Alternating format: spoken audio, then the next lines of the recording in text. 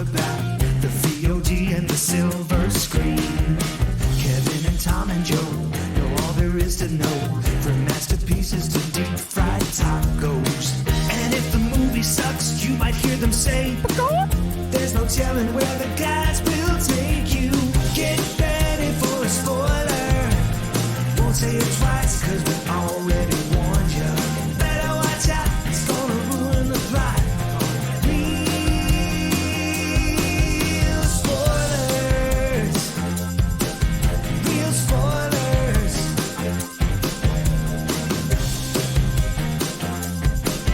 Real spoilers. Broadcasting from the lush but not lavish studios located in the basement of the O'Keefe Institute for Advanced Film Snarkitude, this is Real Spoilers, episode 751, Mission Probable.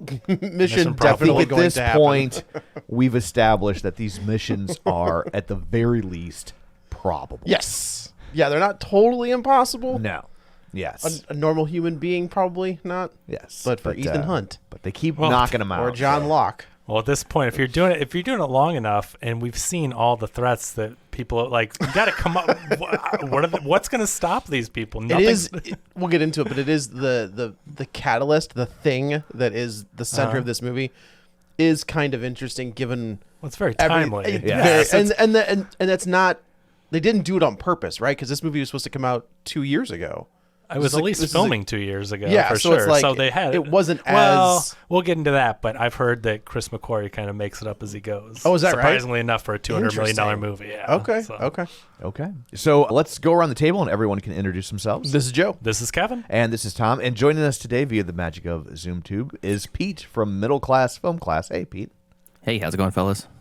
Doing well. Thanks for hanging out. Just feeling a little bit nervous that he sounds better than we do, and I I don't know how to handle that. He did chime in. I was like, God dang. Yeah. All right. I can take the quality down if you want me to go get my snowball. Snowball, Hey. snowball. Taking the quality down is our job. Yeah. Don't worry. We'll do that for you. You know Yeah, and for the record, I think they might actually lose this time. When I went into the movie, I was like, you know what? I think the world's going to end. That would be one hell of a way to end this series. Wouldn't it? It's like, man, we lost. James That's Bond did it. That's true. Reboot. That's true. Well, he lost. Yeah. Yeah. The world didn't lose. The world No. didn't lose, but he definitely did. Yeah. Yes. So before we dig in, shameless plugs, don't forget we're available on Apple Podcasts, Spotify, Google, iHeart, TuneIn. Wherever you find a podcast, you can find us while you're there. Be sure and follow us so you never miss an episode. Maybe leave us a review. That's super helpful. Good for our egos most of the time. You can also find us on Facebook, facebook.com/Real Spoilers. While you're there, like the page, join the group. It's called the League of Show Shares. We're hoping you will share an episode. People who were kind enough to share an episode last week, there are a lot of them. Oh. Librarian Cynthia, Glenn Cougar, Mellon Brewer, Lane Levanway, Gus Butisi, sharing an episode that his son's actually on this time. Very rare when that happens. Yeah. He probably listened and was like, oh, crap. He's like, I hit share before I listened. Son of a bitch. And Brendan McGuckin, Tammy Lynn Powers Betts, Tom Dowdy, Chris Falls, Chris Magic Man, Gabriel Lugo, Ralph Tribble, Travis Tewitt, Julianne Jordan, Dissect That Film, Taylor Ward, Josh Rosen, Heather Sachs, Brent Smith, Christopher Rex, Binge Movies, Invasion of the Remake, Geek to Me Radio, Spoiler Piece Theater, Colby Mack, Ronnie Castle, Feel and Film, The Film Bee, Nostalgia Cast, Ryan Terry, Horrors Reviews, Mike, which I think is also a new one, Mike and Oscar, Matt Naglia, and In Session Film. So thank you very much. Did I hear Brad Hine in there?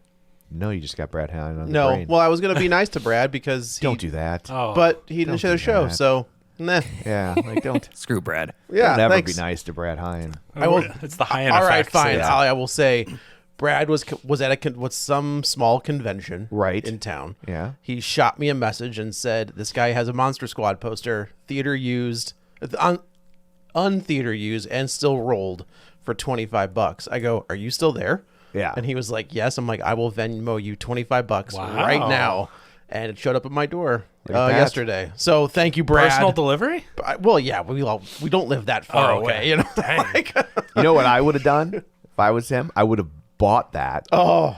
And then I would have FaceTimed you and set torn it it. on fire. I would have just set it on fire. I would have banned Brad from the show. Look at this Monster Squad Jim Mint poster that I Unused. found. And first, I'm going to wipe my ass with it, and then I'm going to set it on fire. That would be torture. And then it's And it going to would be be- Calvin peeing on the ashes. Yeah, right. And it would be the best usage of film related to Monster Squad ever. Wow, some strong opinions about Monster Squad in this show. Well, from some people, they're wrong, but it's fine. But no, so thank you, Brad, for grabbing that poster. It is ready to be put in a frame and hung up next to Once Upon a Time in Hollywood. I think You know what? I think Quentin Tarantino would approve. I think he would too. I think he would. I think to be like, yes, that makes total sense. That was the other thing. Friend of the show and movie boyfriend Brian Spath.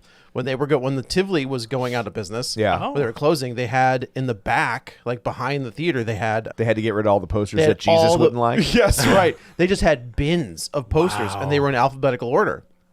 And I was like, "Do they have the Once Upon a Time in Hollywood poster?" He goes, "I have both of them for you." Wow. And so it's the one with Leo and Brad Pitt, Yeah. and then the other one is Margot Robbie. Nice. Like those are the two that That's I've really got. cool. And I was like, "Yes!" And now Monster Squad's gonna go right next There to you him. go. They probably could have afforded to keep that theater open just by those, selling yeah. by selling those for posters. sure. Well, I think I just saw that they're gonna start showing movies again on Friday nights. Is that what it is? It's to lure you in to learn about the Jesus. lard. Yeah, so it's and I'm sure it'll all be G-rated. What's it's gonna be- I was thinking it was gonna be that Jim Caviezel. Yeah, it'll be whatever. Sound of Freedom. Sound of and- Freedom. And Yeah. how Obama stole the election. I don't know. Something about I that. don't think that's Give how it that- time. That's fair. Give it time. It's gonna be a Zero down Dinesh on that D'Souza one yet. documentary. Oh god. So, Did you mention YouTube? no, I'm still in the middle of shameless. Like, calm down. I'll tell you, our Calm YouTube down. views were down. I need everyone to log into YouTube and watch whatever Insidious 5. I don't know. Maybe Maybe that crowd isn't watching YouTube reviews, but we gotta get those Well, numbers up. nobody watched Insidious 5. That was No, the number one. It made movie, like right? did it really? It made like $35 million or something. Oh, Like, yeah. Well, all It's right. Blumhouse, man. That's You true. know? Yeah, foot rubbing a bomb pop. Yeah, and a picture with Zaslav. Yeah. That's early. Yeah. Anyway, we have a YouTube channel. Kevin says you have to go watch it, You have or we won't do these anymore. And Yeah. then, or else we have to fire Joe. So Okay. save Joe. No, wait a minute. Hashtag save Joe. yeah. Does that mean I don't have to get up this early? All right. No, And they're then- gonna save you. Don't worry. And then finally, we have a Patreon, patreon.com/real spoilers, where for $5 a month you get bonus content, and we like you more, and you help out when one of these microphones stops working. That's right. Yeah. So, and we have to buy fancy Pete microphones. Yes. yeah. So anyway, there's all that. Let's dig in. God damn. Like, when Paul Harris was on for the Indiana Jones episode, he had said that he had a hard time getting into Indiana Jones because he had seen Dead Reckoning first. And especially since they use the same track. It is very similar. It's the same. No, it's not. Yes. Really? Yeah. Which track is that? The train track. Oh, Apparently, it's the same exact Oh, train it's track. Orient Express and both. Oh.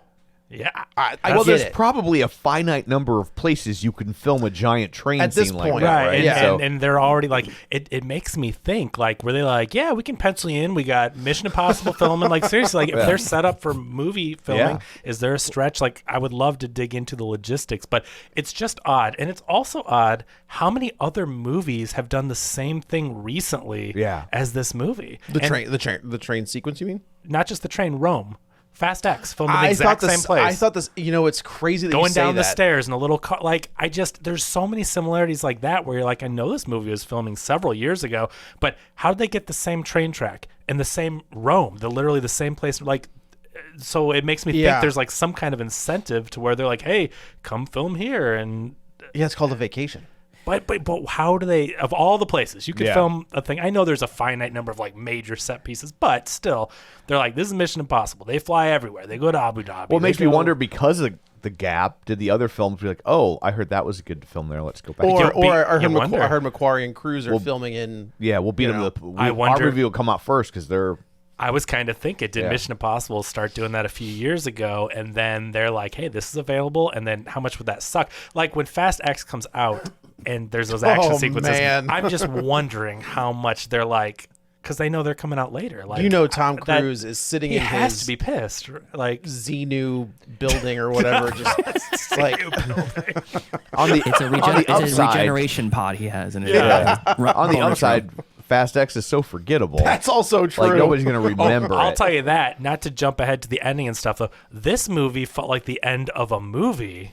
Yeah. The closure of the Fast X in this movie, Yeah. and for all their similarities, they're both part ones. This movie, at the end, I go, hell yeah, I just watched a movie. You could- Fast you could- X, they're like, and You could watch this and be like, okay, we're done with this movie. it felt like a Yes. complete Yeah. Well, story. supposedly like they were kicking around, ending on a cliffhanger, and Cruise was like, "No, He's- we're not doing that." He He's knows. like, Oh, "It needs to be a nice. complete experience." He's and like it's obviously an open-ended ending. Yeah, for sure. But there's closure on this part. right, like there's still like the mission itself has not been completed, but like they've reached a logical stopping point Yeah. in the story. I didn't walk out like the ending of Fast X would have been upsetting had I given Cared about about that the movie. ending of Fast- I was just glad it was over. I didn't like you. I didn't care how it ended. Just we're that done- it- just, we're done now? It was like my first marriage. I don't care how it ends, just as long as it ends. What do I got to do to get That's to a the hallmark end of a part? good blockbuster movie. Yes. Comparing it to your ex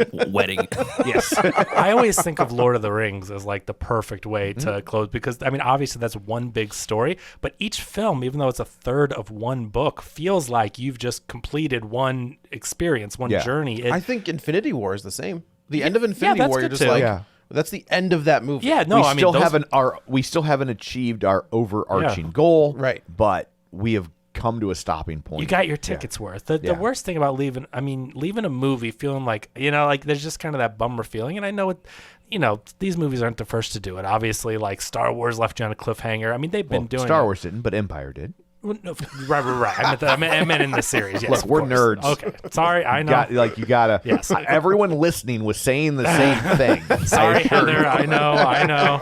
All right, so they've been doing it for a while, but they're ones that do it really well, and I think Fast was bad. This one does it well.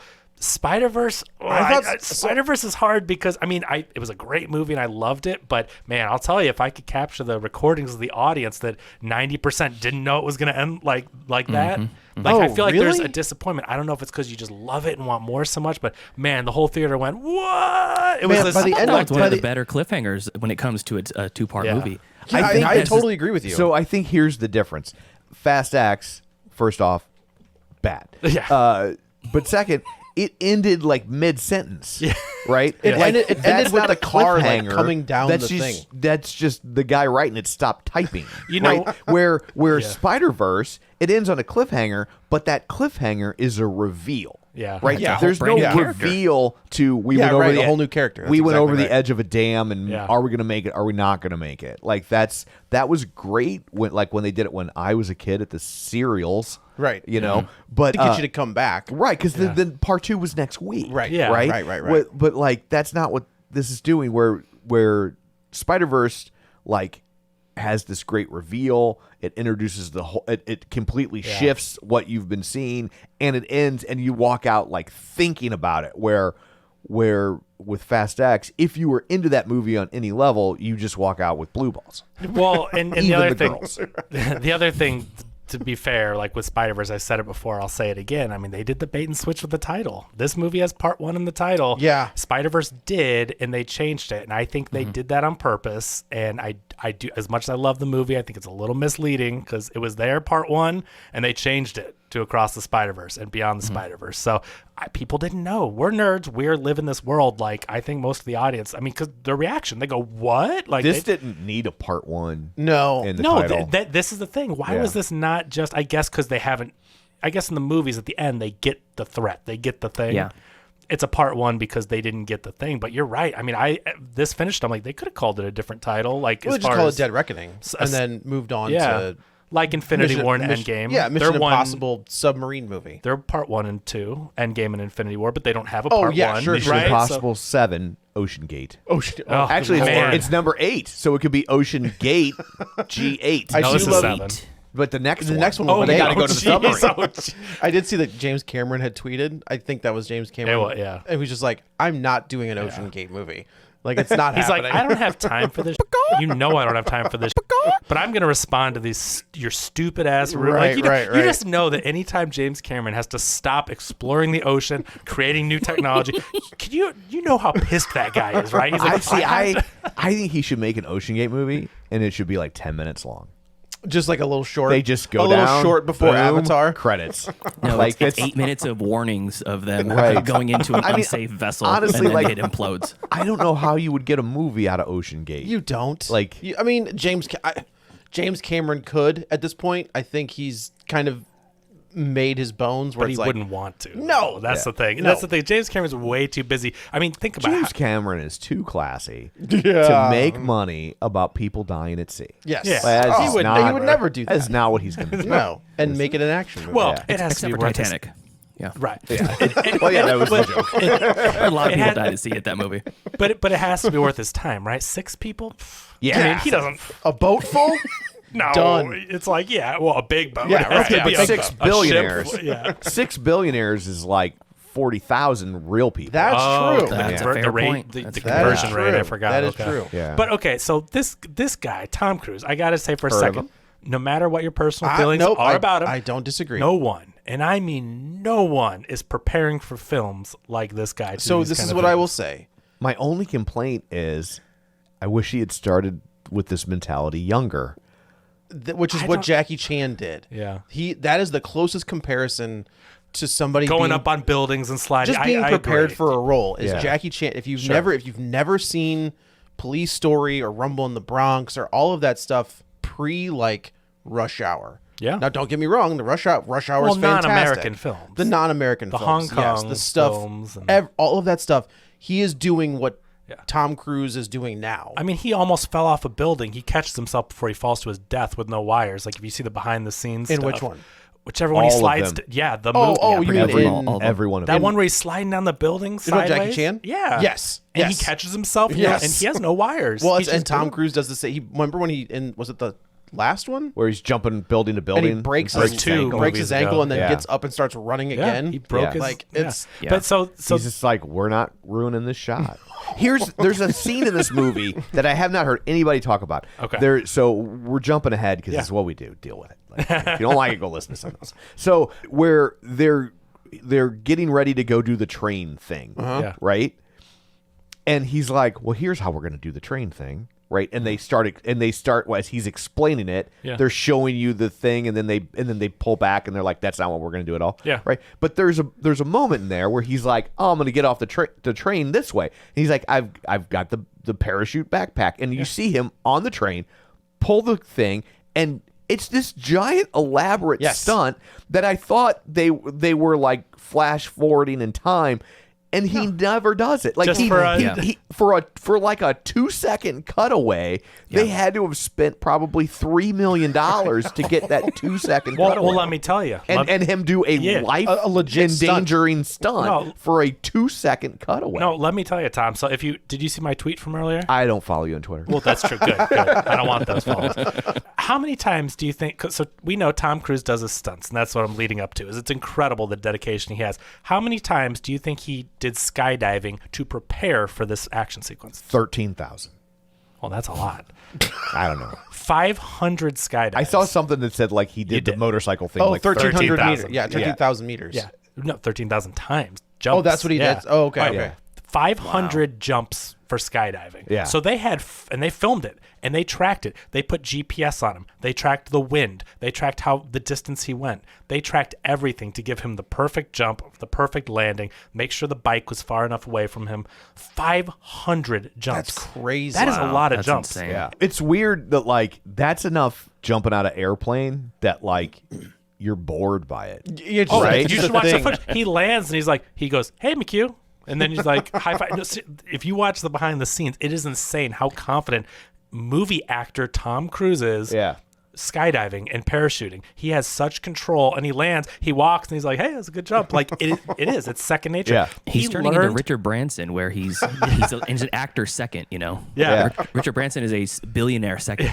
Yeah. So he learned motocross. Like that's. But he's been riding. I feel like, I mean, if I'm right, I don't think that I am, though. He's been riding motorcycles in these movies since Forever. the first one. Okay, he knows motorcycles. He learned in every movie. Yeah. Right? Yeah. And Yeah.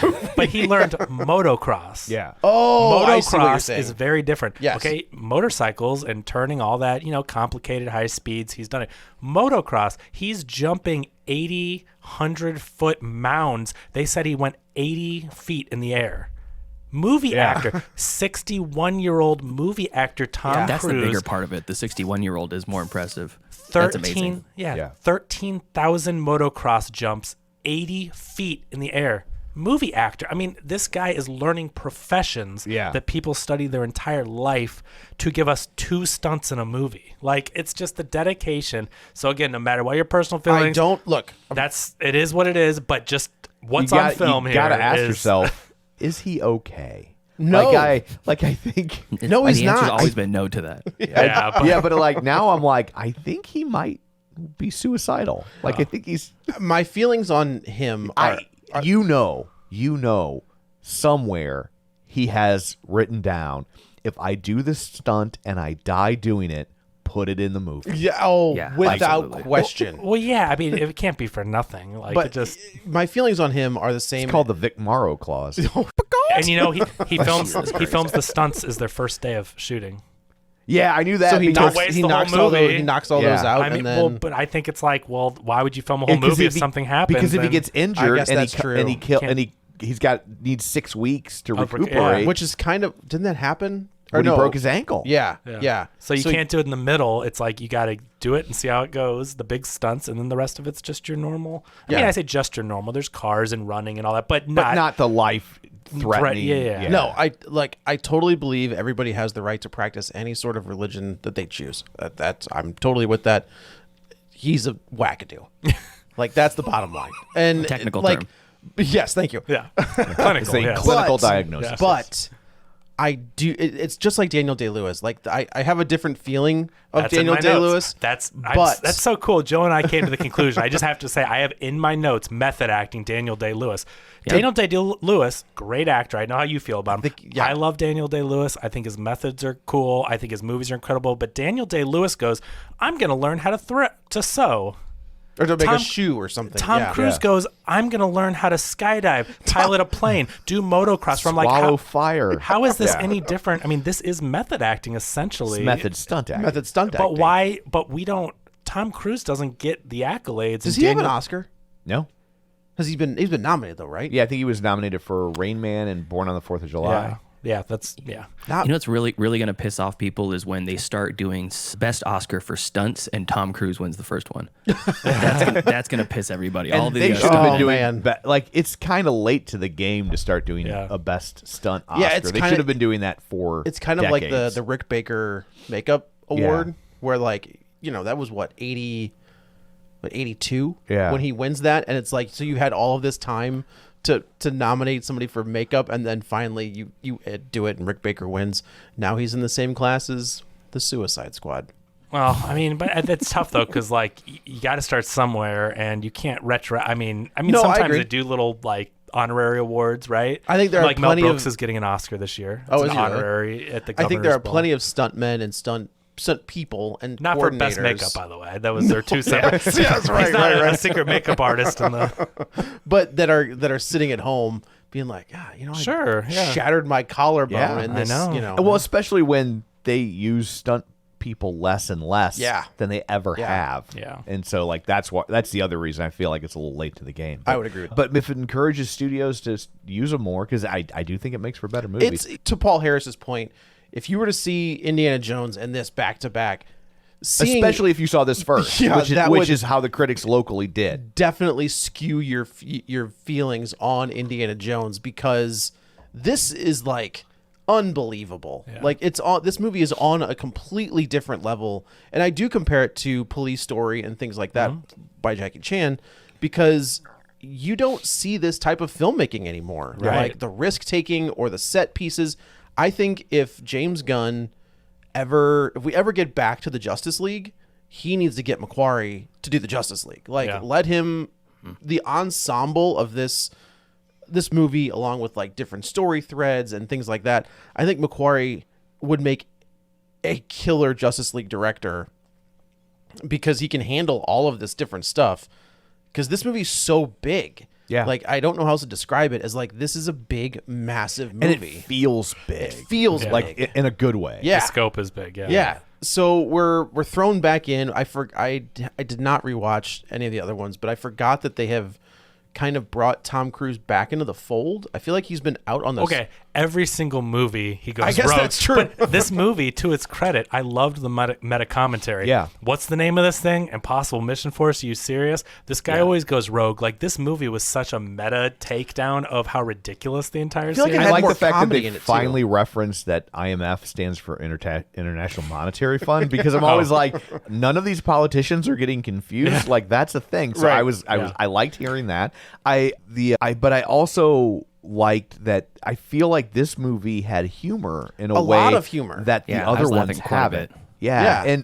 And a lot of physical humor. Like, I The was scene in the car is the one that really the stands out. scene in the car and that the was train great. It was scene wonderful. when he first parachutes onto the train and he beats up that guy by accident. Yeah. Yeah, Like, smashed I'm through like, the window. this is like Inspector Clouseau stuff, I right? would agree. Like, I was really surprised because like, he lands and then his parachute's still outside of the train and the wind grabs it and it slams him, but then he slams into the Yeah. guy, Right. and then the guy gets up and it happens again, Yeah. and it's like, and he completely defeats this guy on accident. On accident. Which, one, was funny, and two, was kind of endearing considering that it's Tom Cruise and you know how massive his ego is, that he like let them construct this scene entirely around him accidentally winning. Yeah. Not even that too. He's not even on the train for the majority of. I mean, 90. Yeah. I'd say 85% of that entire train sequence.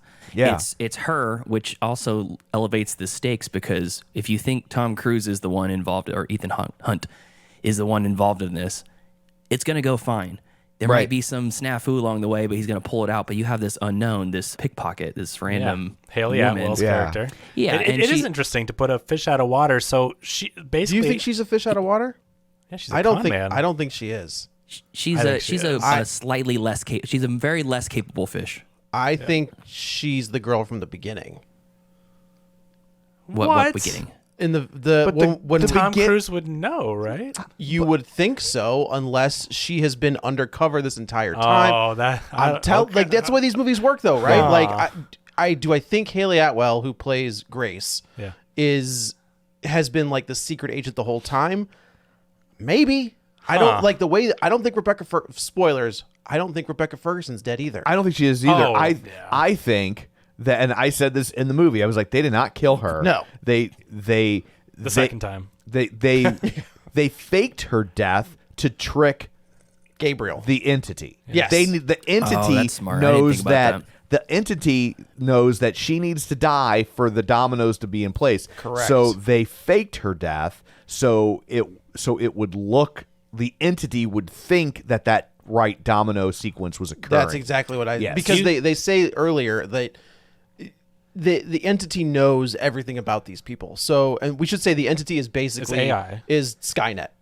Like, that's what it is. Yeah. Like, it has become self-aware, and it is infiltrating and taking out all of the truth. It's infiltrating It's very AI, advanced. though. It does It's- its own taxes. It's crazy. right. It's cooler than saying AI, though. But it is AI. It It's what is. you think of as AI. When they say AI is out of control. But When also, you say AI, I think of Nelly. Haley Joel Osment. Think of Nelly. oh, It's a AI. Wow. all right, but this is also kind of the plot of Westworld. Okay, but It's it's the also plot gonna of a lot of it's also movies. going to be the plot of that new Gareth Evans. Which one? Who Edwards. did Rogue One? Edwards. The new Gareth Edwards movie. Yeah. Is where John David Washington is trying to AI has taken over. Yeah. I will say I found myself more engaged with this story than any of the previous Mission Impossibles I've watched. Interesting. I don't like, you're not wrong. Like, it's like, this isn't a groundbreaking story by any stretch of the imagination, but like, I felt for the first time like I knew the names of characters that weren't Yeah. Tom Cruise. Oh, It was sure. less twisty and turny, but I don't think it was for a detriment. It was more Yeah. self-contained.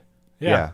And it's not a bad thing. It's just interesting but Westworld is a very recent show, which of course didn't get renewed, which brought up all sorts of feelings like, oh, well, that's just frustrating all over again to think about it. But I'm okay with it not being renewed. the whole thing is that Westworld is about AI and how they created it for this theme park, but really what they were doing was trying to create AI and profile people, and the AI could predict everything that people were going to do they hadn't done yet. And so it's like that's exactly what the entity is. And so just having seen that show, just having watched Fast X, just having seen Indiana Jones, I'm like, this is a weird amalgam of all these things that are very recent. Yeah, I mean, we've said that before. Is like sometimes that just happens where Volcano and Dante's Peak. Yeah, the Peak, parallel. I was just going to say, I have a and theory Bug about Life. this intersecting, very similar, overlapping plots. Yeah. We've had that for decades in Hollywood, right? Yeah. The large plots, the Illusionist and the Prestige. I think the AI has been amongst us all along. Oh, it's the AI. It's the It's just getting entity. more sophisticated. It's not as obvious anymore when you have Deep Impact and The Day After Tomorrow. What Now if- it's just scenes within themselves, that are overlapping. That's really funny. What if Tom Cruise is the entity? You know what? Wouldn't surprise And this me. is a biopic. Would L. Ron not Hubbard. surprise me. L. Ron Hubbard's entity. So the movie starts out. I thought this was a very cheesy scene in the submarine. Did not like it. It This just felt like Mission Impossible 1. It's so interesting. It just felt like a different movie. It did not did. feel the caliber of what these movies are. It was especially the because worst open. I'm expecting a cold open with some crazy Really stunt cool scenes. stuff. Yeah. Although from what I understand, there was a different original cold open where they had de-aged Tom Cruise and they didn't like it. They it was the flashback I think they must to the have used original. they've used it, I think, where it's the flashback to. they said they scrapped all the de-aging stuff Yeah. for Cruise. Interesting. which is fine. Yeah, and because because he looks the same. McQuarrie was like it. He's like it just takes you out I of it. hate the uncanny. Are they gonna thing. give him those? Here's the thing. I don't think it's the Valley that's uncanny. I think it's us. Like I think like the Harrison Ford stuff I thought looked really good. Yeah. But at the same time, I couldn't get my mind to stop going, this stuff looks really good. Yeah. Right? Like Yep. because I know it's not real and there's like you even though I think objectively it looked really good. Like you logically, you just can't stop trying to find the flaw because you know that what you're seeing isn't real. You can never truly get lost Do in the you moment. think it's because that they haven't done any? We know what these people look like when like like Tom Cruise. We've seen Tom Right. Cruise grow up basically. Yeah. So we know what Will Smith is the same way. Yeah.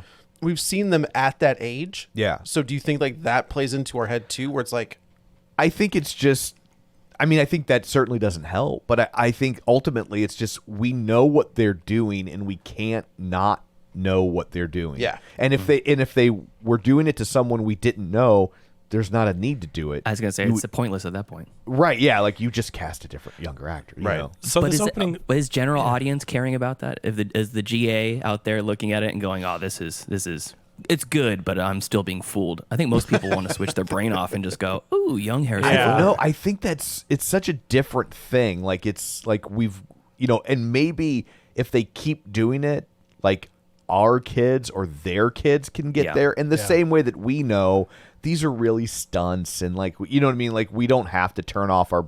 We can turn off our brain and be like, I know Tom Cruise is really hooked up to a wire, and Right. blah Right. blah blah. But I just think that de-aging is. I think they've gotten it pretty damn They're close. close. They're very close. But I don't know that our brains can ever fully take that last step. Maybe That's are interesting. on this podcast right now, because most people who see forced perspective scenes don't think, "Ooh, that's a forced perspective scene." Yeah. But did you guys see Unwelcome, that movie that just came out last year? No. It's like a Scottish movie or Irish movie or something like that, and it's about these red caps or goblins that are part of they're almost like leprechauns, and there's a ton of forced perspective to keep a lot of practical effects. And the whole time I'm watching the movie, I'm like, how did they make this movie? This looks great. And my girlfriend's watching it, not thinking about it 1 second about the production value of it, but I'm thinking this reminds me of The Gate. Little creatures and a lot of forced perspective. And is that the one where the couple like inherits like a cottage and they have to go feed? Yes. Then yes, I did see that. The Yes. red caps want her baby. Yes. Well, they've been doing that since Darby O'Gill and the Little People. Have you watched?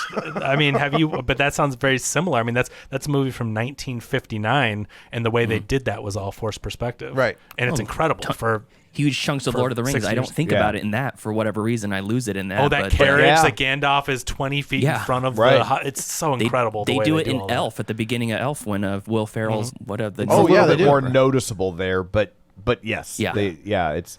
But I think that's because like that's something that people have known about for generations. It's just a quirk of our minds that our minds are willing to accept like that optical illusion. Where with de-aging, it's not an optical Yeah. illusion in the same way. Computers are different than the it's because practical. We talked It's about it all the practical time. effects. But this whole scene is setting up something that I will tell you. These movies do confuse me sometimes, especially the first movie I loved watching as a kid, the De Palma '96 film. But I didn't That's really crazy to know think that what Brian was De Palma going. directed that first yeah, one. but it's great. I Yeah. went back; it holds up. I only watched the first one and then saw this one. Like I just wanted to watch the first again, but. This confused me because the opening scene, the entire point of it is to set up that something weird is going on with AI. It's like Russians and a submarine, and they shoot a missile at what they think is they're supposed to have this high tech that no one can find them, and somehow there's another ship, and they're shooting a missile, and so they're trying to take out this ghost ship, and as soon as their missile gets to it, it disappears. And so they're like, well, this is weird, it's some kind of a trick. But then their missile turns around and comes back and hits them. But meanwhile, they're cutting to this super high-tech device that's in the back of it that looks like this huge, kind of looks like the thing from Westworld that's hanging up, but it's this huge complex The thing. ball or whatever. Yeah, and in my mind, I'm going like, that's the thing. Like that's that's the singularity or whatever. yeah, that's the thing. But this whole movie plays it off like they don't know what this thing is, and at the end of the movie, like dun dun dun, it was in the sub. I think I'm like, but we saw. So what happened? The entity is hidden in like somehow the Americans. It's the source code for the entity. The the version one of the entity. Americans. The Americans had gotten this thing into the sub, and it's like inside this thing. So that's the key is like the Americans were like, we're just going to test this out and see if it works. Yeah. And they sneak this source code into this Russian sub. Well, it works a little too well, and that's how we end up where we are. But the thing, the entity is in the sub. That big But ball is so it's the source code of it, the- and it's they have a small line where they say the only way we can stop this is we find the source code before it's evolved, before it's mutated into its more pervasive version that we have out in the real world. It's like for some reason that submarine is cut off, so the source code is unchanged, and they can find a way to deactivate it from there. So the entity sunk its source code to the bottom of the ocean. Oh, so the entity fired the missile and stuff in order to protect itself. Correct. And it's also showing how impressive the entity is, because they're like, this Russian nuclear sub cannot be detected by any army in the planet. We've purposely gone into the territory of every country with a military on the planet and been undetected. But the entity is able to manipulate their electronics very quickly and destroy the sub in a second, one scene. Yeah. So it kind of shows the danger of the entity, and also how smart it is to sink it to the bottom itself, to the bottom of the that's ocean. the part I missed, was it did it to itself, because that's what I was confused about. And our team doesn't know what we've seen. I guess the way they show it, movies have an unspoken language, right? Yeah.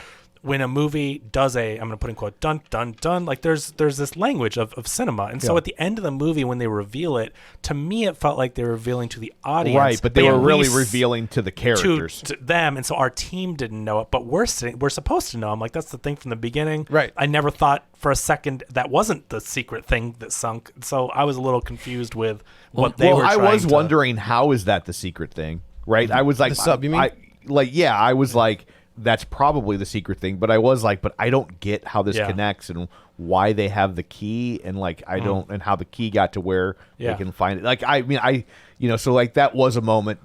It was a reveal for me in that of like, here's how it all ties Yeah, the whole in. key thing is though that so Rebecca Ferguson has one half, and then the Americans, knowing where the sub went down, waited until it thawed, right? Because they were in the polar ice caps, and that's where the Americans got the second half of the key. Right. Okay. And that's how we ended up. They were trying to get to Rebecca Ferguson. How did Rebecca Ferguson get the first she half? like picked it off someone? Like she it doesn't really say clearly how she gets it. Kittner, who is Kittredge, yeah. Which I just watched the first movie, and I'm like, Okay, that's so in this scene with Carrie Ewells, where we find out he's the head of the CIA, all of these people, am I wrong that these were all like the people that gave Tom Cruise missions in the previous movies? well, Kittredge is in the first movie. Right, but Which I'm but like oh, that's- Rob, what's his name? Is Rob who's Delaney. Rob Delaney is the guy, and like I feel like you don't bring Rob Delaney in for a. That was a weird cast. but Weird I casting think, choice. but I think Rob Delaney was like the mission head in another movie. Rob Delaney was in this movie? He's in the scene where you've got all of like the heads of the military Yeah. or whatever. They all get He's the knocked out guy by in the like gas. the military suit. He's the guy in like He's the standing color. up in the back while everyone else is lounging. I couldn't tell who that was. That's Rob Delaney? Yeah. Maybe with gray hair or something. And we had no Great- beard. Yeah, the great Ron Delaney from Home Sweet Home Alone. Yeah.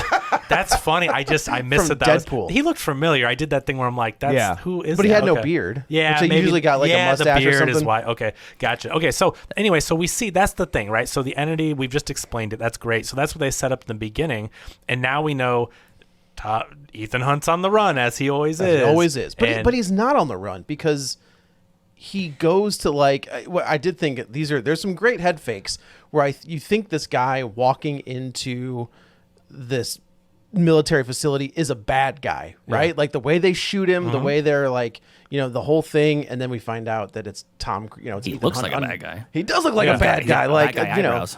But I thought the same thing on the train sequence when we think that Hayley Atwell is dead to rights, and she's got that guy pointing a gun at her. I was waiting for that mask to come off and it'd be Rebecca Ferguson. Like I was, gotcha. I Ethan did like the Hunt's- mask pulling the whole time where they're constantly trying to Shea Wiggum's trying to pull someone's mask off. That is We're on to that you. is a hilarious comedic beat. He sees a guy and he's like fish hooks his mouth and he's like Yes. trying to. He's like, "What are you doing?" I think that's a really good. I'll tell you what. I really enjoyed those. The age of COVID, that was the most dangerous stunt in the movie. Get your fingers out of my mouth. You ain't my dentist. I really enjoyed those parts. Like they were fun. I thought it was hilarious with that through line of the mask pull off, the computer hacking where Luther's like.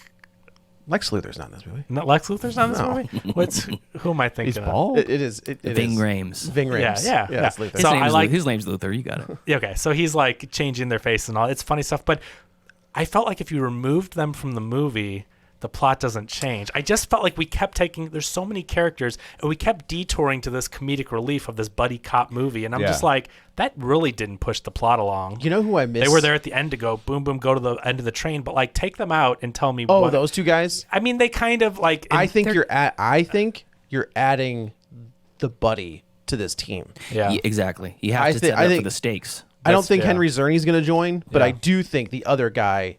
They've definitely True. put that in front of us that that guy might join Well, yeah, the team. I do like the questions he brings up because those are the questions as the Well, audience. It's all about family.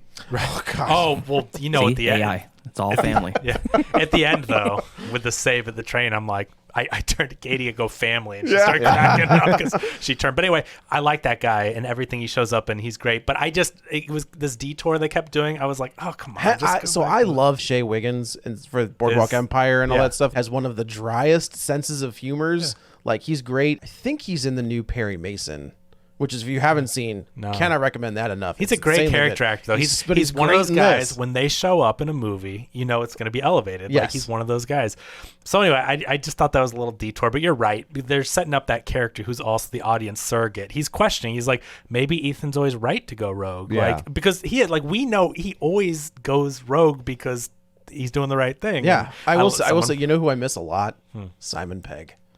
Like just and other in things? general. Yeah. Like I think, man, I was like when he showed up and he's doing his thing, I was like, dang it! Like, where great. are you? What have you been doing? Yeah. He's come back. Living off his Mission Impossible money. He Right. must. Yeah, he could do whatever he wants. Like, you know what I mean? Like, he's probably making a couple $1 million to For be in sure. these movies Oh, because for the sure. budgets are so high. Yeah. And so that for him, that's more than he's like, yeah, I'm good. And he and Ving Rhames are filming a lot of this in a room together. And Yeah. They're Oh, not yeah. with the other. No. No, I mean, no. they didn't have to travel as much. There's a Right. couple scenes with him and Ethan, but otherwise, it's Right. like these guys are in a room doing computery stuff. And, it's a nice So yeah, payday. yeah, Ethan goes after Rebecca Ferguson in this pretty dope like desert shootout sequence, and he, the two of them end up picking everybody off, and they have to elude that like you have to die. Like this first, he's like, you've got to disappear, and just go to ground. So she does. And That was then, cute of them to try to trick us that they killed Rebecca Ferguson Twice. In the first, in the first 10 minutes of the movie, where it's like, yeah, no, she's. But I mean, it's possible, right? Like in these movies, it's not outside of the realm of possibility. That I you're know, gonna like lose. killing off Emilio in the beginning and stuff. But I'm just Yeah. saying, like, they didn't kill off Rebecca. I didn't watch the trailer, so people probably really knew. But I forgot about the Emilio thing until you just said that. I was like, oh, Really? they do kill him like because real early. in I the was movie. watching that movie at the same time as Mighty Ducks, and I'm like, Gordon Bombay. It's crazy no! that you bring that up. I just watched this. Have you ever seen Free Jack? I haven't seen that one now. Also starring Emilio Estevez and the bad guy from this movie. Oh, Like they're both in it. It's so that's it's cool. very weird. You ever see Was it Men at Work? Is that the Yeah, other that's one? great. I love. I Men miss at Work. Emilio. Yeah, I Men at know he Work is directed good stuff. something. He just used to, growing up, Emilio was in so many movies. Oh, yeah. And I don't miss him. That is, yeah, man. good. Men at Work is so good. They should. He's not really dead. He didn't die. Then we're getting into that is the problem with Fast and Furious. Take that back. I didn't really mean it, because that's the problem. There's no stakes, right? And to your point, it's like people do die in this series, and so maybe Rebecca Ferguson is dead. I like to think that sometimes parts of the team die, because otherwise you feel like Fast and Furious, and you're like, it's cheap. Because I was listening to How Did This Get Made, and they did Fast X. I'm like, I got to hear. They've done them all, and they were joking the way that me and Joe were. I don't know if we did on the show, but like, if you think that any of those people are dead, and you didn't, they're like, I need you to like cut their head off and roll down into an incinerator. Like, none of them are dead unless you see them implode or No. you know, Or they die in real life. Here's how low the stakes are in Fast and Furious. One of those motherfuckers is actually dead, and they're still going to put him in a movie. Yes, I They're was just still thinking the gonna same put thing. him in a movie. They joke about that in How to Get This Made. They're like, no, if you die, you become immortal in the in the series. Keep bringing it back. So they They fake her death. Ethan gets the key. We go back and we see the Kittredge and Carrie Ewells. I was like, hey man, good to see you too. He's like the head of not the CIA, but some kind of I thought it was. secret I thought it I was. think he is the force. CIA. I think Is it he's- CIA? Yeah, I Okay, think so. okay. And they're basically like, they tell us what the entity is and what it's capable of doing. Kind of, right? Like Sort no of. one really like. I think Carrie Ewells is like, he's really the only other person besides Gabriel who's the bad guy of the movie. It's weird to see him speak with an American accent. It is. Yeah. Oh well, I've seen I watched Saw I and saw all a that bunch, stuff, so he yeah. has. Oh, American, I've seen none of the Saw except for the whatever one we did with Chris I Rock. recommend but 1 and 2. I've never seen them. That's so. as far as I can get you. But he's really the only one that knows. Everyone else is kind of. He's kind of hinting around what it is. Yeah. And so, Tom Cruise infiltrates and he says, I've got this. And he then gives him another mission where he's like, you got to go get the second half. And then. I didn't know that everyone in IMF was criminals that were either going to be. I don't think they've ever. This is the first time Pete, have you heard that before? Or did they just do this in this movie? Because that was a surprise to me. I think I've seen all but maybe Ghost Nation. Okay. But I don't remember much of the plots. I take these movies individually for what they are. Yeah, that's probably. The this best is way to Dirty do it. Dozen. Like, this is Suicide Squad. I never ever knew IMF was criminals that either were going to go to jail for life, be killed, or they can I don't know. That just to me seemed like a.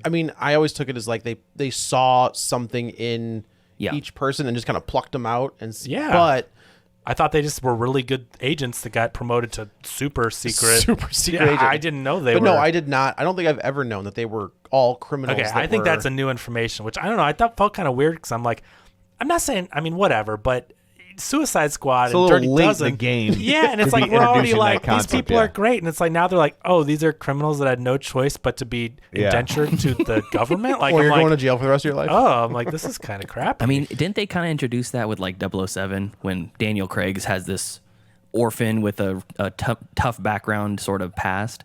They plucked him up. He wasn't necessarily a super criminal. Like with James Bond, they were like, we can take this Yeah. ball of potential and mold him into the And secret mold agent they that we did. want. That And scene when he comes out of the water. I gotta in tell that you, first movie. you've heard that story, right? Where he got jacked to the gills for that, and then when he went to go do the girl with the dragon tattoo, Fincher's like, "Hey, can you drop like 30 pounds?" And he was like, "I just got into the best shape of my life, and you want me to do what?" And he you look put at on him. 3 sweaters. he gave what's his name? He gave him Christian Bale's phone number and said, "Go That's talk to him." Yeah. about it. Daniel Craig's like, let me talk to you about forced perspective. Yeah. How many sweaters can you put on in this movie? In the words of Paul Rust and Matt Gorley, that's a cozy movie. Yeah. Yeah. So Ethan basically says to Kittredge, he says, I'm going to find these keys and I'm going to destroy it. Like, this needs to be in the hands of no one. Whatever Right. this entity is bad news. And, and again, we've seen that in other movies, And right? luckily, if I destroy technology, no one will ever think of it again. I have a question about that Yeah. on that topic. So, is that the reason why Shea Wiggum's after him? Is because he made his intentions about this entity clear? Like, is he already being hunted because he was rogue from the last time? Well, It's like when- the entity predicts everything, right? So I think when they say it later in the movie, Shea Wiggum's sent from the CIA, right? He's on an official mission to catch Hunt.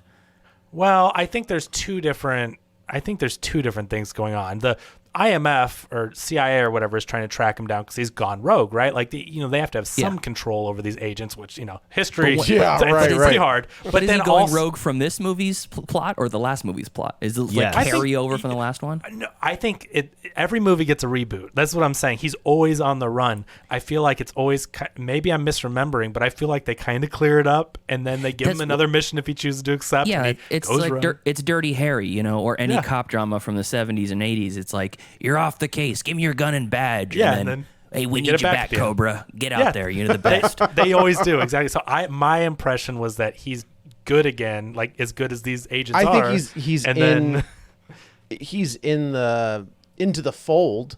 He's in the good because graces. because every time he does go rogue, it's just like he did it for a good reason. Right, but like to the Dirty Harry thing, it's like, he went rogue, but he did get the serial killer, so he did kill the Scorpio killer. I guess you're all right. He did kill those 3 rogue and also cops. like the idea of him going rogue is kind of dumb because the job is to go rogue, right? Like it's double rogue. Go do stuff, and then if you fail at it, we're going to say that we never knew you. So like you're always rogue, basically.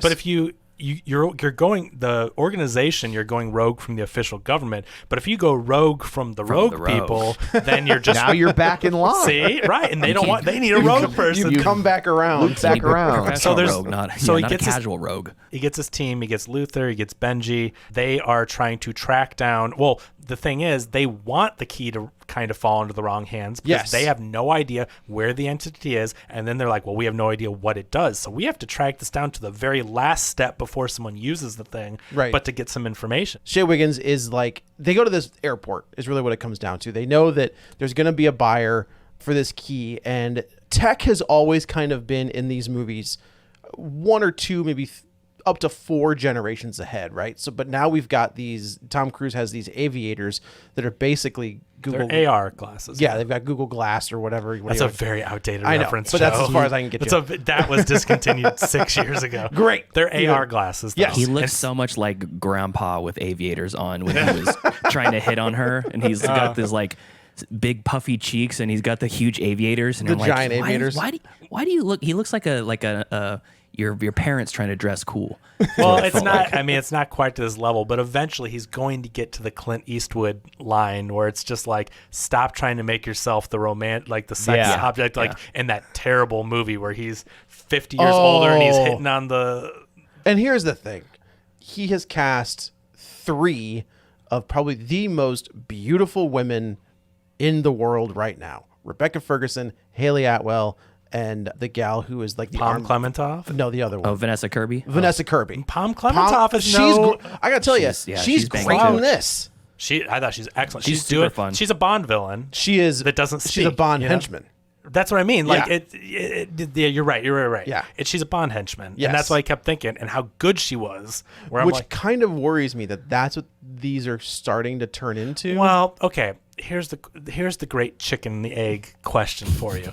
I'm watching this movie after I've seen Fast X, and Fast X has become Mission Impossible. Yes. And Mission Impossible has become James Bond. All these genres are starting to blur, and it's very strange the way that none of these movies feel like what they originally were. Because Fast and Furious was a heist movie. It was Point Break. Right. And then it became Mission Impossible. And so the lines are blurring in a very strange way. It's not confusing. It's the singularity. Yeah, see? They want us to be the entity.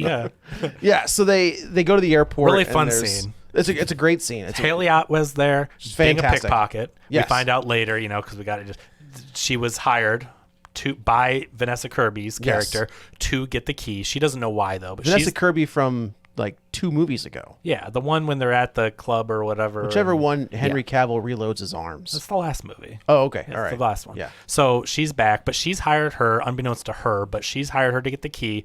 Tom Cruise is trying to get the key, needs the buyer to have the key, but to trace it back. So they can trace it. But if she's pickpocketing the key, the buyer's not going to go through and get it to where the entity is and all that stuff. So it's a really fun sequence. Benji and Luther are in the crow's nest or whatever, in the tower, But then Benji finds out there's a suspicious package and there's a bomb supposedly in the airport. So he gets to track that down. There's a really fun sequence where Luther is trying to talk to Ethan, back and forth, but talking to Benji, and they don't want Ethan to get thrown off because his stuff's important. But there's also a bomb, and I thought it was really cool the way they went. When we get to the main, like the bomb is going to explode. Ethan, Tom Cruise is like, and you didn't think why didn't you tell me this? He's like, I didn't want to worry you. He's like, it's a nuclear bomb. Worry me with that. I mean, and maybe Ethan Hunt can do anything, but still, like, he's on a mission. He has to get that key back, Right. and so, like, what is he gonna do? Go defuse this bomb? Like, there's so much going on. He would have put it in a refrigerator. That's That's all you need. So I like that. This was like a Da Vinci Code thing he's trying to solve. Yeah. You know? Yeah. Well, that whole sequence right there leans into real world AI invading our lives and absorbing parts of us. Yeah. Because how many of those Facebook quizzes are our parents taking? Yeah. Oh, God. Hey, what's the name of your pet growing up? And what's the name of the street you grew up on? It's like people are feeding that into the dark web to get password breaking tools. Right. They're like that's how you people are now. What's the phrase? Identity theft. Breaking into your life and taking over your life. But it's very important that's for me to know which Muppet I am. I was just gonna say, I wanted to know which Sex and the City girl I am. What color nail polish are you in regards to your Disney princess character? You're a Miranda. I'm Fozzie. There you go. We all know the entity is stealing Benji's information as he's shouting those words into it, which comes back later in the movie as he's taken his voice and turned it into a deep fake, essentially. And so what I hear, I didn't get a chance to look it up, but Blake was telling me he read about it, and McQuarrie apparently kind of makes these up as he goes, and they film a ton of stuff. Can you imagine the trust a studio has to have? I know. If they didn't make so much money and weren't so good, that's when they would stop doing that. But they go, it's just like any other auteur where they're just like, they get to do it because they get results, right? Right. But apparently he kind of is figuring out as he goes, and they film a ton of footage, and they kind of put it together in editing because the actors actually don't know their motivations and don't get their lines until they're about to do it because he's figuring it out, which I think is kind of crazy. And I feel like maybe this would be a little tighter if he did, but I don't know. I guess it works. It works. So anyway, they haven't screwed up yet. That's why I think it's so modern, though, because I think AI and the AI threat has been evolving over the past couple of years, and so I think as they're filming it, that started maybe incorporating itself more into the plot line. Sure. Theory. I don't just know all the deep fakes and the you would think that with the masks there would be like another level of like deep fake. You know what I mean? Like especially you invented deep fakes. Right. Yeah, right. So there's a massive chase inside the airport that is really well done.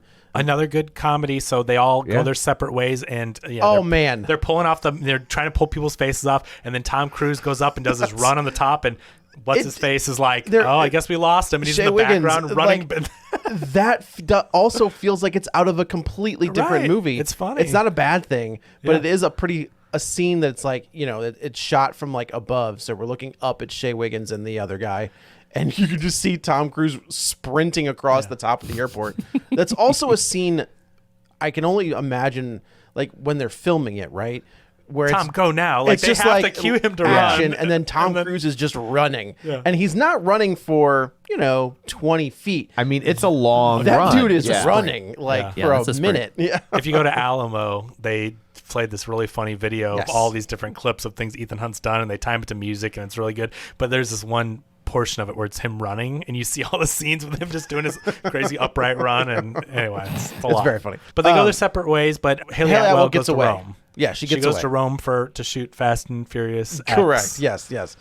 Man, Fast X would be like, we got Hayley Atwell? Holy yeah, where she gets caught by the Italian police, and she's, they have all these passports and all these different crimes, and she like goes into her act, which is like, I'm just a teacher on sabbatical. I like this con man stuff she does. Let me see that passport. Rubs her finger over it, changes the picture. Also, but no, she takes the paperclip. That's what she's doing. I thought she changed the picture. No, she wipes the paperclip. I thought it was more clever. I thought she had some kind of heat active. It drives me insane. This is my job, right? Why were the keyholes down? Like, what idiot cop put the keyholes where they can facing, always pick their... Yeah, you never do that. They always face up. It's like, different come on. country. The toilet flushes the different way. The cups go upside down. It's the same thing as, like, I was watching, I'm doing a guest spot on Binge Movies, and I'm watching these movies from the 90s, and I'm watching them all, like, pull a pistol from the holster and then rack it. It's like, you just wasted a round. Like, why would you be running around? Or what are you doing? Or when they've just fired the gun, then they put it in the front of their pants. Oh, God. And you're like, do you have any idea how hot that is? Well, it depends what you're into. I mean, I guess that's Joe, fair. if that's your thing. Yeah. Hey, I don't judge. Again, no king shaming on real spoilers. So the great airport... Except for yours. We will shame your kinks, whatever they are. So she's in Rome. Yeah, Ethan Hunt poses as her lawyer, gets her out, but also, like, she's constantly evading him. So, like, he's trying to help her. Right. And But she doesn't know that she can trust this dude. Also true. She's totally. a pickpocket. But she's an orphan also pickpocket. She's also in way over her head. And I don't think she knows how in over her head she Yeah, is. By here. But it makes total sense. She's just like, Yeah. I just need to get away from all of it. Yeah, for sure. Yeah, Yeah, right. right? Here, you take this. I'm out. Yeah. But he's constantly trying to get back to her because, you know, he needs her for the key that she keeps swiping from him. But also, like, she's in immense danger. So this leads into a great car scene. Fantastic. Another very funny Really- thing. Like, Really great car chasing. Yeah, we've got the dead drop or whatever for the car, and you think it's some Lambo or whatever little that Fiat. thing is, and it's a I think tiny it's little supposed to be an car. Aston Martin, and Oh, it turns okay. out to be a Fiat 500. That which goes is- back to my whole James James Bond. Bond. thing. That's a good. Yes, that Fiat actually is a. So I'm a big car guy. Yeah. And car chase scenes can very very quickly piss me off. This was wonderful because you're led to believe that the Fiat 500, they don't say it one time, is electric conversion.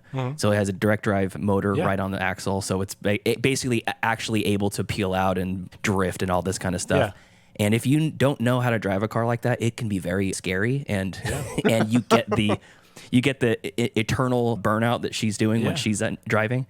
That's smart. That's pretty realistic. Because electric super cars, smart. they don't have, like, the engine doesn't have to take I have an electric car, Yeah. and like there's no. It was weird the first time I drove it. I put my head almost through the headrest because there is absolutely no delay between I'm gonna say gas, even though there's no gas. When you hit the gas pedal and that car starts on a regular car, right? Got a little ramp up. It grabs the gas, it does the combustion, and moves the piston. There's like a little bit of a delay. You hit the pedal on a Accelerator. you hit the accelerator on an electric car, and you are just off go. like a rocket. Like it's And that car that you're crazy. driving to is programmed to give you a little bit of a throttle, a little bit of a ramp up to that level. If you're building like a competition electric vehicle, there's a certain series of races that the Porsche is very popular in. I can't remember what it is. It's not one I'm super into. But they experimented with a hybrid electric vehicle in there. And they had to ban it because it was just running the gamut. It was literally like destroying every single competition. So watching a non-professional driver like the pickpocket That was fun. spin around in circles as he's like, turn right, turn right. It was turn right, just hilarious go. too. And watching Oh, Palm so keep fun. cutting back to Palm and her looking like, what is this Yeah. doing? And it kept going by, and like the Look, editing's kids, really Tower good. of London, Big Ben. The editing's really good because the geography felt real. Yeah. Like, Oh, because yeah. obviously Palm isn't in driving this huge vehicle around the city, but the way that they filmed her and her reactions to the direction that we're seeing him go by her and everything, it's That was really great. well done. No, She looked like she was having a blast. The character looked like she was having super fun. Yeah, I 'cause like she's that. a maniac. And then also, there's one of the funniest parts in the movie is very subtle. They flip over, they roll over, and at some point they end up on the opposite They side. switch, where- Yes. Yeah, and they're on the correct side now. And the stakes also of, again, nerfing. There's a kind of a theme throughout the whole thing. So taking the power away from IMF or Ethan Hunt or whoever. It's like, if you can't use all these electronic doodads and you can't tap into everybody's phone, you have to go CRT. They rebuild the mission command center with all You had CRT to go analog and TVs. stuff Yeah. like All analog. That was a cool trope. They have to smash their computers at some point because they're compromised because the entity's in there. Yeah. Ethan not even being on the train in the chain sequence, which we mentioned before.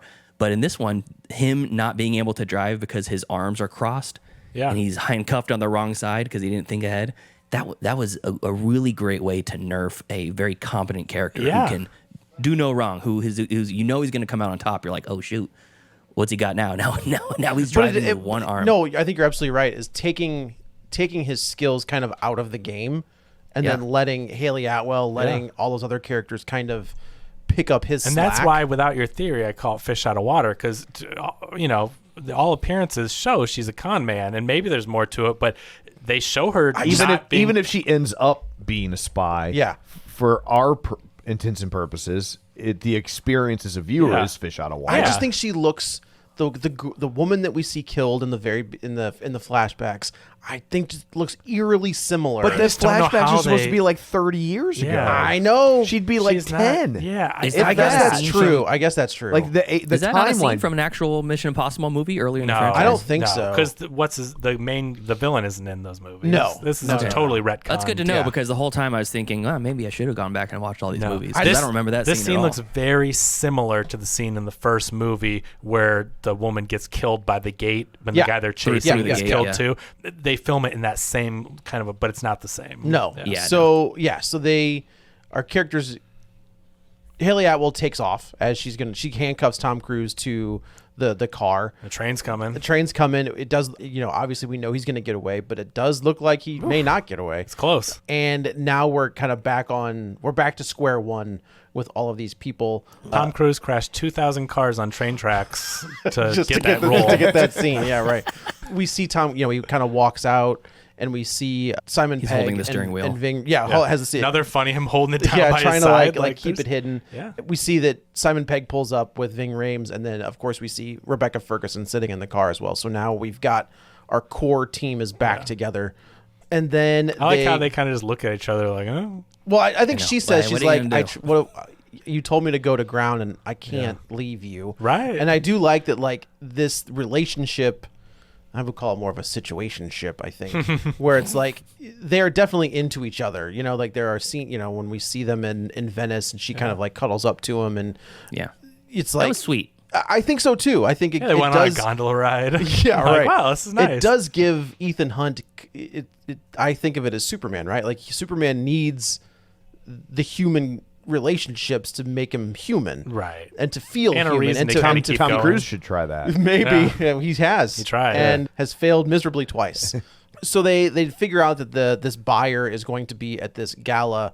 They end up bringing Hayley Atwell back into the fold, and we find that Gabriel reveals himself to. And we find out, that this is the guy that set Tom Cruise or Ethan Hunt on this Mission Path. Impossible mission. The world. And this is Esai Morales is the who's another actor. great character actor. You if you see him, you're like, oh yeah, I know that guy. He's playing this very shadowy figure that you can't quite tell what's going on, and come to find out he's working with the entity. Tom Cruise in his AR glasses sees a flash of him. Right. They see footage of the airport, and they're like, he's erasing himself in real time. The only And time they see him is in a reflection, Yeah. which is a good little plot I thing. do like Yeah. that. Yeah. it's you know, nice. where it's like, we He's like can't an see him on camera. anti-vampire. Yeah, that's right. And come to find out, like, Vampire. if in that flashback he has from that first mission, that's who Gabriel is. He's one of the guys I don't that. think that's not a mission. It's the heist.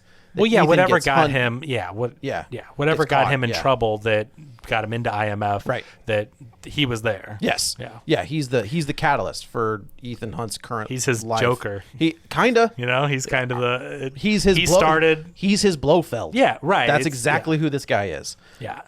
In that scene in the nightclub when he's talking about one of you has to die, you choose which one.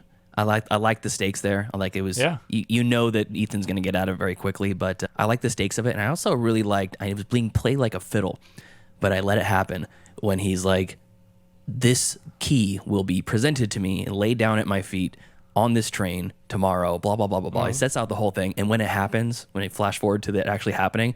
In the theater, I'm like, oh man, it happened. Yeah. He kneeled down and got it. I was very excited about that, and I knew they were playing me like a fiddle. But you kind of have to do that for this movie because if you're a supervillain like it's Esai Morales or Gabriel is, and you are pairing up with this computer entity, at what point do you have to let go of your own thought process and know that machine will sacrifice you at any moment to Yes. get what it wants? Yeah. Like he's like, oh yeah, I'm going to be its right hand man. I'm going to be the leader of the free world or whatever. But it's like it's a 50-50 chance that Hunt's going to kill him on the train. And Morales is just okay with that. His whole thought process and his whole pairing up and the weird kind of aloof nature of that villain, you kind of have to turn your brain off for it, because when he falls off the train onto that truck that's driving by, Yeah. like, okay, I can allow a lot of things, but if I'm going to allow that, I really have to accept that this is a Fast X world. But do you think it's This- possible to allow that? But this computer is supposed to be so good that he can. I mean, he's looking at his watch. He's like, Yeah, 'cause he's and that watch is watching it hooked up countdown. to the You know what I sure, mean? entity. Yeah. I get it. I mean, I'm on board with it. I accepted it, and I really enjoyed the movie because of it. But it's almost like the entire premise of the movie. It's Mission Impossible. There's 7 movies now, and like we said at the very beginning, surprise, they're going to win at the end. Yeah. It's an impossible I mission grant that you they've that done. it's a ludicrous concept, but No, that's Fast X. but but the concept itself within that world, it's living by its own rules. Like agree. when he falls Yeah. into that truck, I'm like, no, that they knew that there'd be a delivery, and the I know. entity's telling him, like Yeah. he sets it because the entity's in control. And I like the idea. And if you watch Westworld, that's the same thing they're setting up, where this thing is so freaking good. It's I don't want to spoil Westworld, but they're gathering a lot of data, and the reason they're doing it is to be able to predict things, world-changing things, be in control of things. And so it's that good that it has ran all the computations. Yeah. And I like the idea that this villain, he isn't a villain that's scary because I've got all these henchmen, or even I've got this big bomb. No, he can predict the future, but it's Right. in a tech way. It's not Yeah. a magic way. it's That's not scary because it's by getting all of your information. You're like, look, you're going to, about Hayley Atwell or Rebecca Ferguson. He's you're telling going them. you're going to choose one. yeah. Yeah. One and of then, them. and he can be like, "Oh, I was hoping it was you." Here's how I look at the truck scene.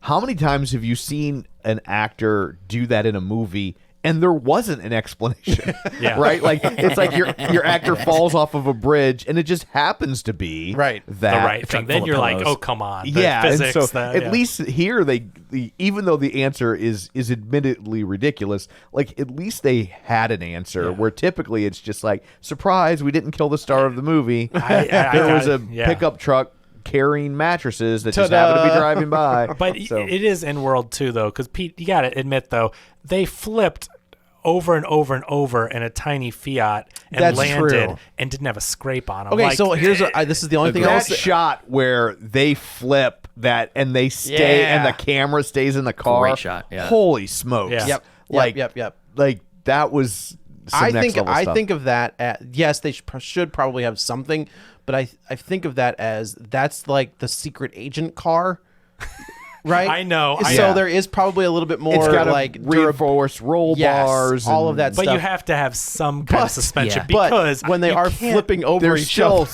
yeah, they're like moving. I mean, They should unless, have at least broken windows and a dented roof. I yeah, agree. Yeah. Yeah. So there's It's some one of the smallest, lightest cars on the planet, so Yeah. it's gonna have less damage than say a Hummer rolling over. Right. Sure. But I agree. There's like, I don't know, the entire concept of the movie. To me, the second you realize you're going into a Mission Impossible movie and they wink at the camera and go, "It's called the Impossible Mission Force." Yeah. That's the name. That's what IMF stands for. I don't know if they said that earlier in the series they either. But they don't. No, this is the finally first say it, time. yeah. Okay, great, wonderful. Because I was experiencing it for the first time, and I'm thinking that's wonderful because it elevates the camp and cheese level of Yeah. it. But it's like the best version.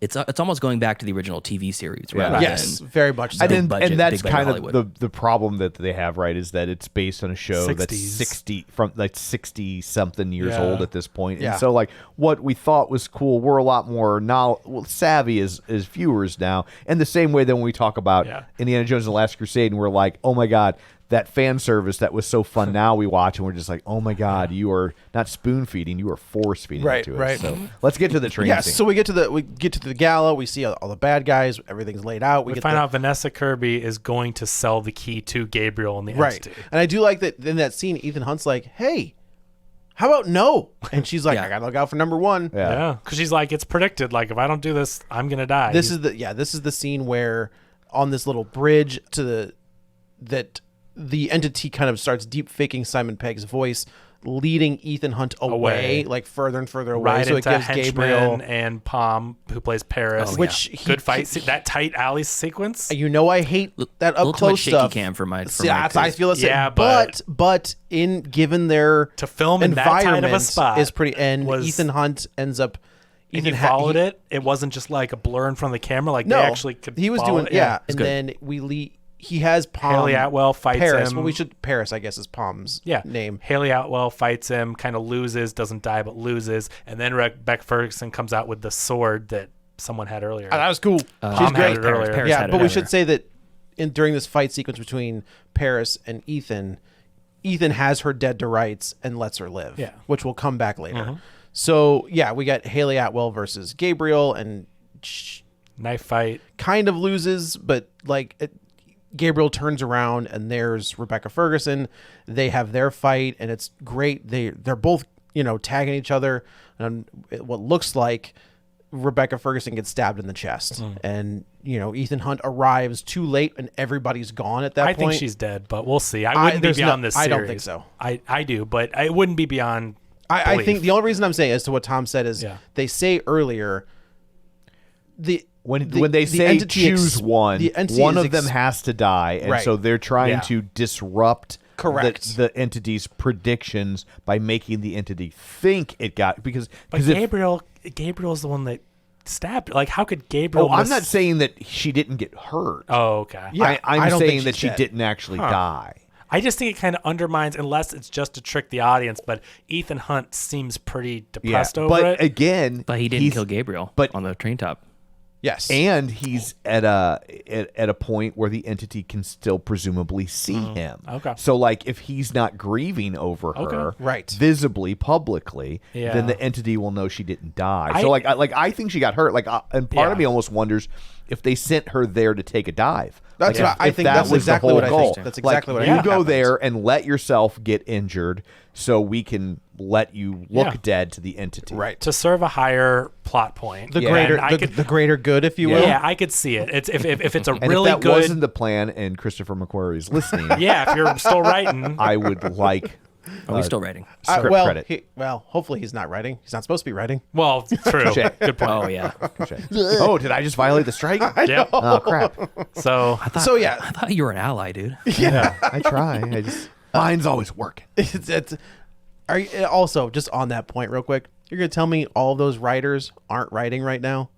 Like, I don't think they just well, they're turn not that. turning it in. At That's least. that is true, but I guarantee you they are cranking stuff. know. Well, if they're on the picket line, I think if it's like a passion project, if it's Yeah. their own screenplay that they've been working on, I see them tinkering with it. I don't see If somebody it's- writing a if Batman it's- movie. If it's the next season of Right.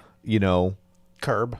Yeah, they're not working. Probably not. because they're not getting paid, so they're certainly Yeah. not working without. I getting just find paid. I just think as people Plus, who are a lot of creatives- those things it's a writer's room. That's true. Like it's a It's group not of one people guy writing Yeah. it. So it's like you can't really necessarily write the next episode of a TV show by Right. yourself because it's not the structure. That's a good point. That's a good point. So yeah, so this is where they bring Haley Atwell into the team. They're like, look, if you would have just stopped running from the get-go, none of this would have happened. Katie was so mad at this character, and I was getting frustrated. Although I mean, I wasn't getting as mad, but like, it's like, yes, it's your fault, and especially when she apologized, like, I'm sorry, this is my fault. Katie's over there. Yes, Yeah. it is. It's Rose Byrne from last week. It's like, if you would have just helped him. Yeah.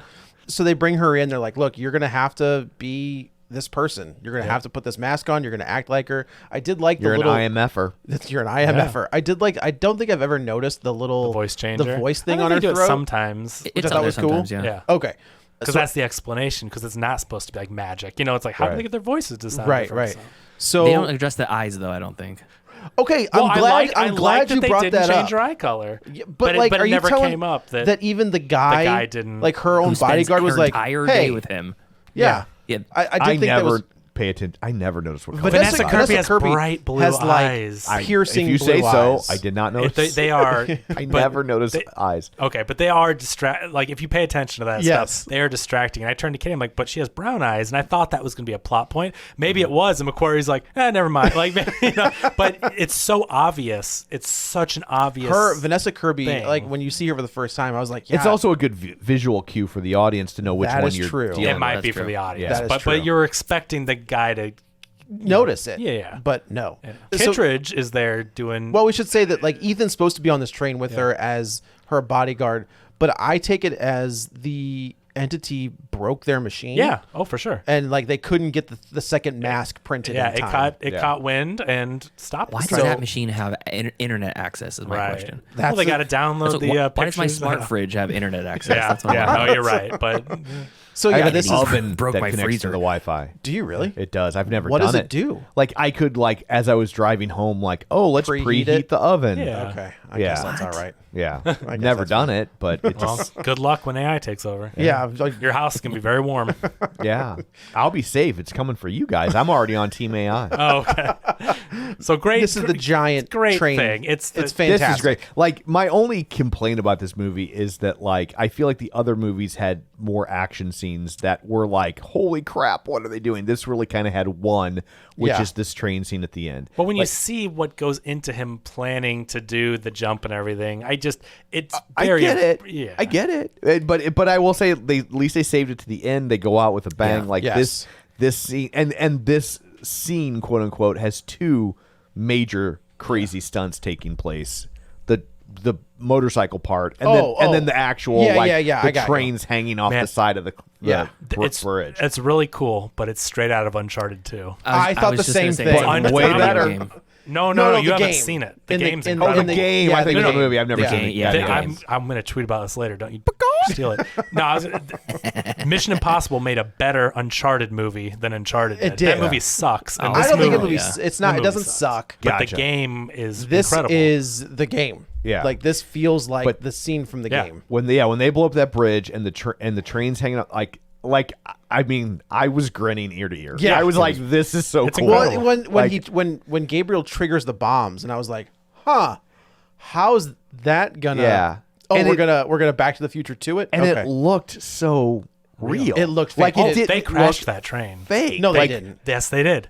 I They believe, crashed that train. Is and why but it looks even real. when they're going in the cart and it's like Sure. Inception with the way the Yeah. things Yeah. are turning around and then they're floating and No, it like looked incredible. I'm like, this is amazing. That part's not real, but they filmed. That's why you have the camera angles and stuff. Yeah. He crashed a train, like a decommissioned train, off a bridge. You know, wow. you know, That's Nolan's awesome. like, oh yeah, well, I'm gonna detonate this nuclear bomb. Yeah, I know. Now what? I'm actually going to Crash a destroy plane a for third Dark world Knight nation. Rises. Come on.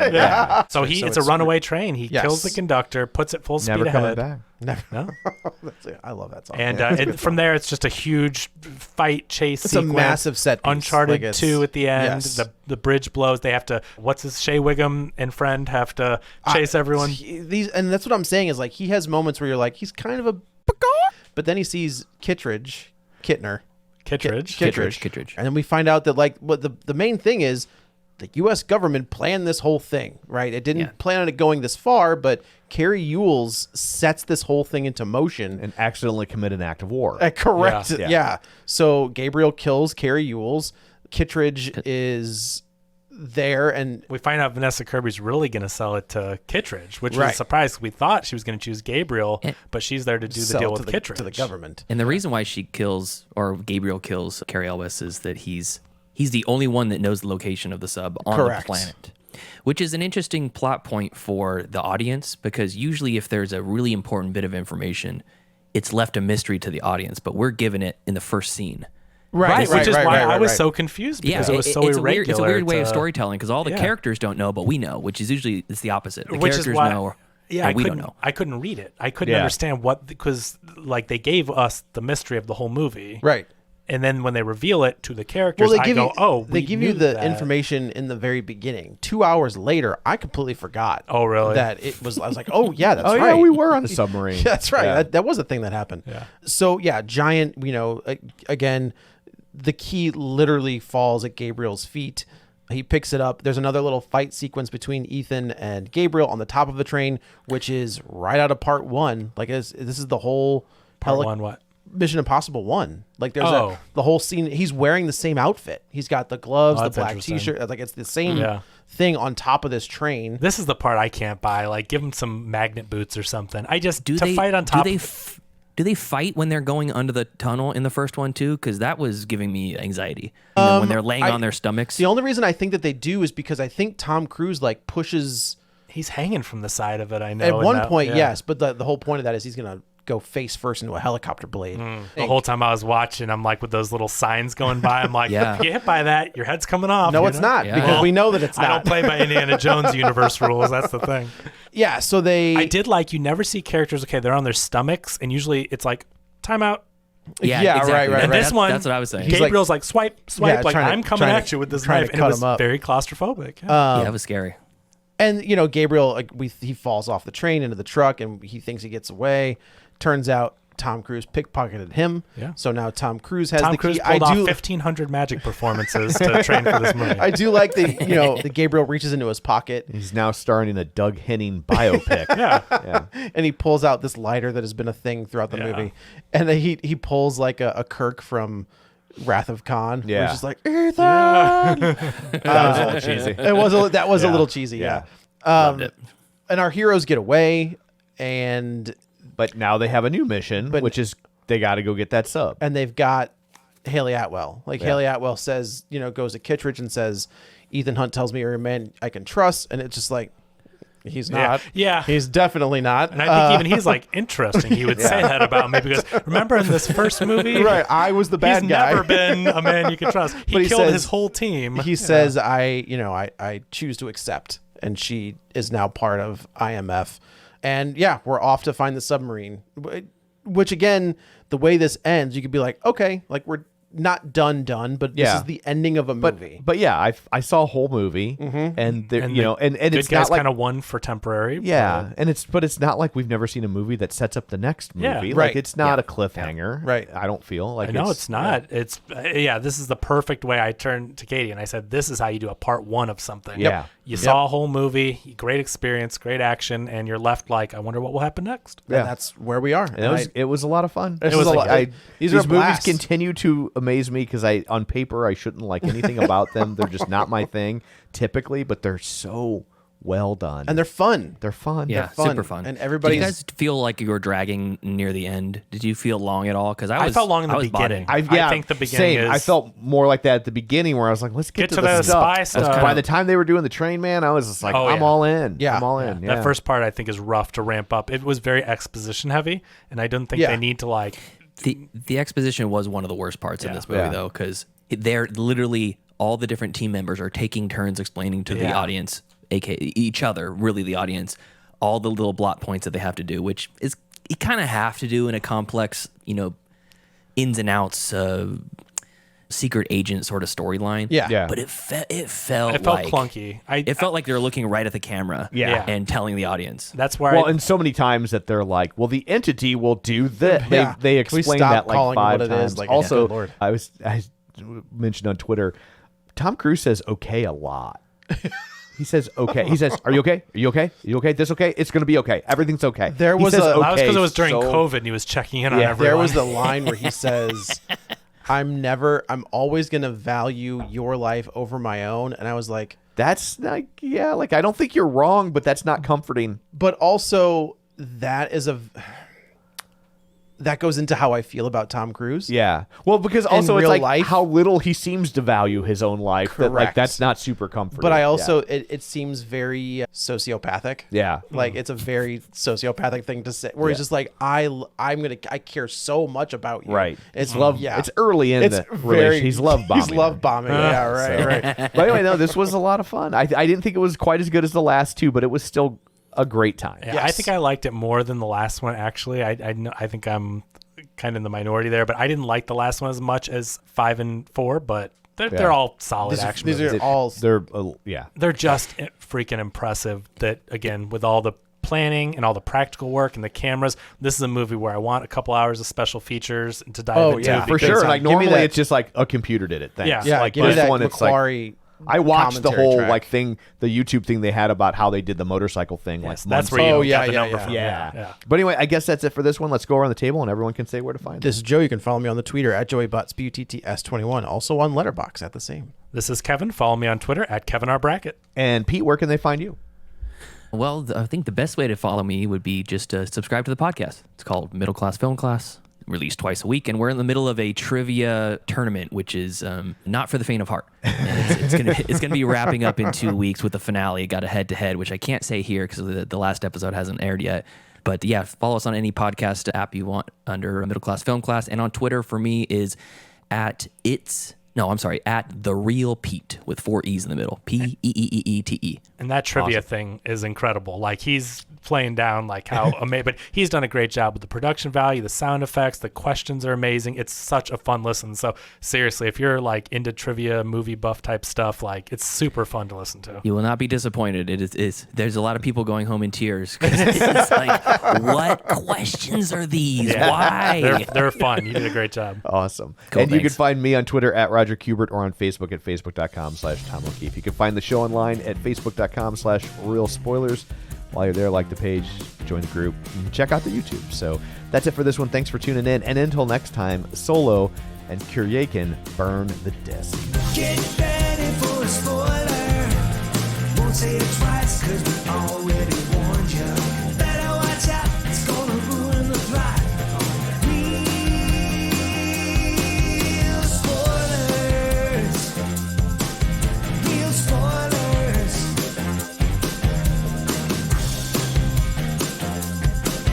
Real spoilers.